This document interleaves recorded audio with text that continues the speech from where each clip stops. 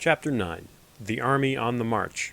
Sun Tzu said, "We come now to the question of encamping the army and observing signs of the enemy. Pass quickly over mountains and keep in the neighborhood of valleys. Camp in high places, facing the sun. Do not climb heights in order to fight. So much for mountain warfare. After crossing a river, you should get far away from it.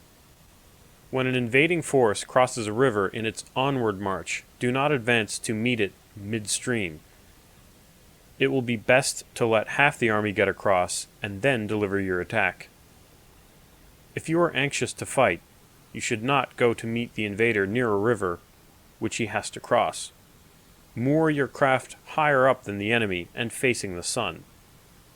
Do not move upstream to meet the enemy. So much for river warfare. In crossing salt marshes, your sole concern should be to get over them quickly without any delay. If forced to fight in a salt marsh, you should have water and grass near you, and get your back to a clump of trees. So much for operations in salt marshes. In dry, level country, take up an easily accessible position with rising ground to your right and on your rear, so that the danger may be in front and safety lie behind. So much for campaigning in flat country. These are the 4 useful branches of military knowledge, which enabled the Yellow Emperor to vanquish 4 several sovereigns. All armies prefer high ground to low, and sunny places to dark. If you are careful of your men and camp on hard ground, the army will be free from disease of every kind, and this will spell victory. When you come to a hill or a bank, occupy the sunny side, with the slope on your right rear. Thus you will at once act for the benefit of your soldiers and utilize the natural advantages of the ground.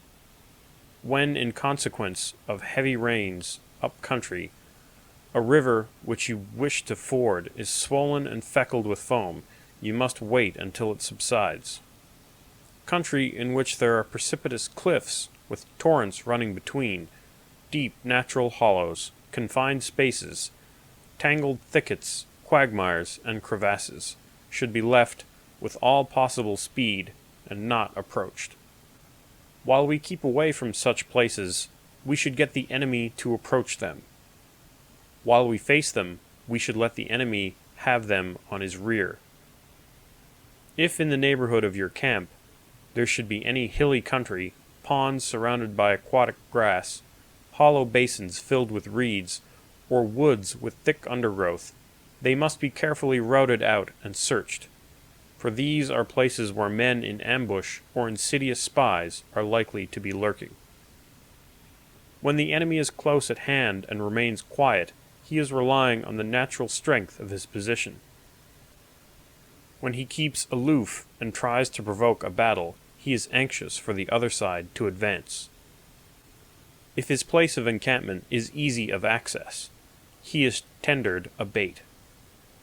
Movement amongst the trees of a forest shows that the enemy is advancing. The appearance of a number of screens in the midst of thick grass means that the enemy wants to make us suspicious. The rising of birds in their flight is the sign of an ambuscade. Startled beasts indicate that a sudden attack is coming. When there is dust rising in a high column, it is the sign of chariots advancing. When the dust is low, but spread over a wide area, it betokens the approach of infantry. When it branches out in several directions, it shows that parties have been sent to collect firewood. A few clouds of dust moving to and fro signify that the army is encamping. Humble words and increased preparations are signs that the enemy is about to advance. Violent language and driving forward, as if to attack, are signs that he will retreat. When the light chariots come out first and take up a position on the wings, it is a sign that the enemy is forming for battle. Peace proposals, unaccompanied by a sworn covenant, indicate a plot.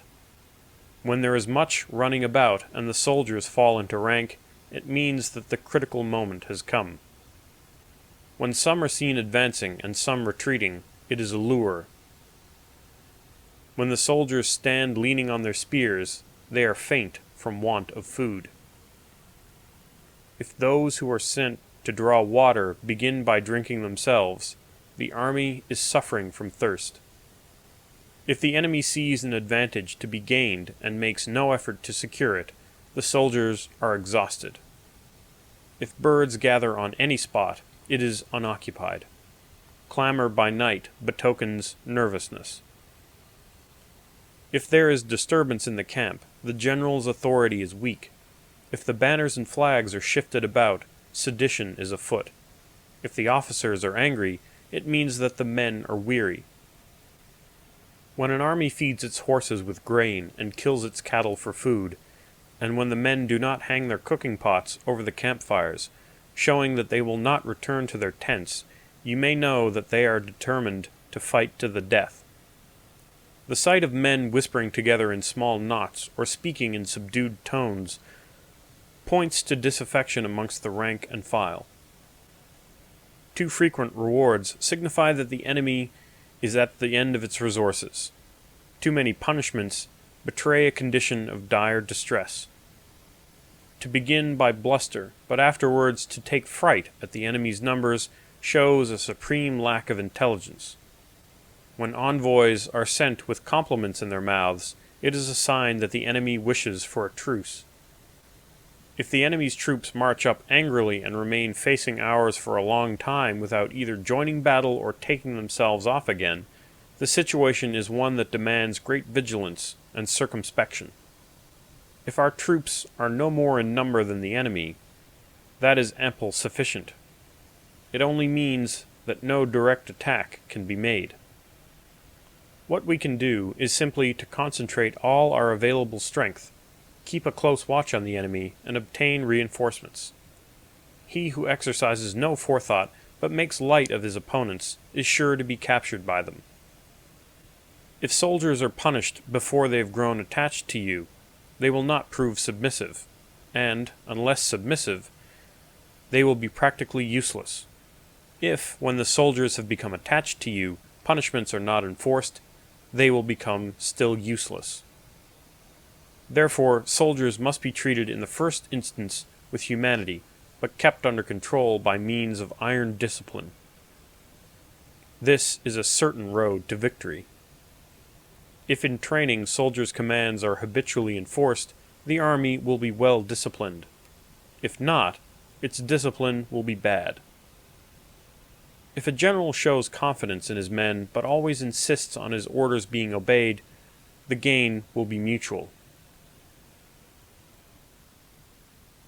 This concludes Chapter 9.